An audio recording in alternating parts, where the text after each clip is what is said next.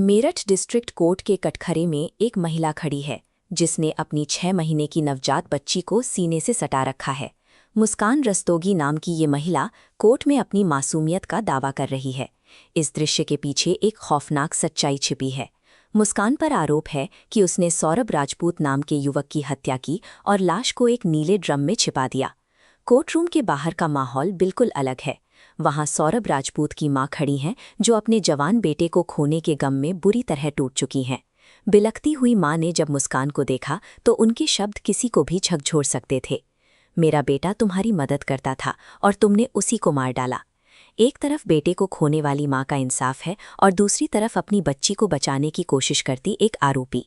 अदालत के सामने अब ये सवाल है कि इन दो माताओं में से सच किसके पास है।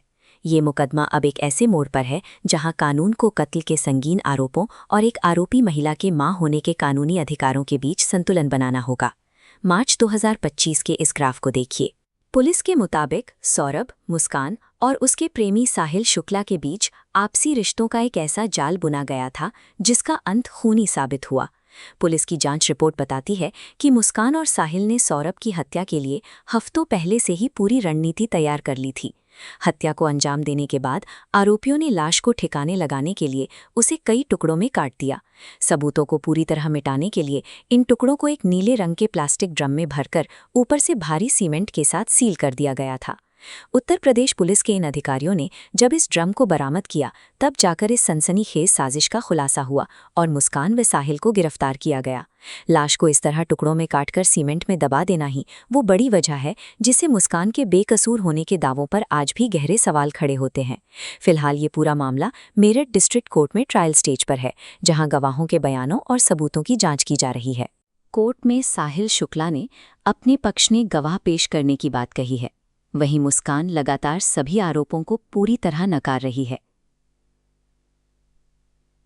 इस केस का सबसे पेचीदा हिस्सा जेल में शुरू हुआ, जहां जुडिशियल कस्टडी के दौरान मुस्कान ने अपनी इस बच्ची को जन्म दिया। भारतीय कानून के तहत महिला कैदी को यह अधिकार है कि वो अपने बच्चे को 6 साल की उम्र तक जेल में अपने साथ ही रख सकती है। जब मुस्कान इस 6 महीने की बच्ची को लेकर सुनवाई के लिए पहुंचती है तो पूरी अदालत में एक अजीब सी खामोशी छा जाती है और सभी की नज़रें उस मासूम की तरफ मुड़ जाती हैं। बच्ची की मौजूदगी ने इस आपराधिक मुकदमे में एक ऐसी मानवीय स्थिति पैदा करती है जिसने कानूनी कार्यवाही के भावनात्मक पक्ष को बहुत उलझा दिया है। अभी के लिए मुस्कान और साहिल दोनों ही जेल में हैं और कोर्ट की कार्यवाही अपनी तय प्रक्रिया के अनुसार आगे बढ़ रही है।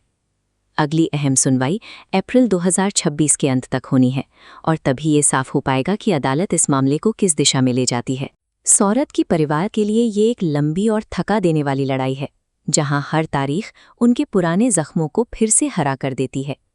क्या उस नीले ड्रम के भीतर मिले अवशेष ही कत्ल की पूरी कहानी कह रहे हैं, या इस रहस्य में अभी कुछ और परतों का खुलना बाकी है? इस फैसले पर सबकी नज़रें इसलिए टिकी हैं क्योंकि ये केवल कानून का सवाल नहीं, बल्कि एक माँ के दर्द और दूसरी के अपराध के बीच का सीधा टकराव है। कानून की किताबों में जो भी सज़ा लिखी हो, मेरठ के एक घर का चिराग हमेशा के लिए बुझ चुका है। असली सच क्या है, ये अब आने वाला वक्त और अदालत का फैसला ही बताएगा।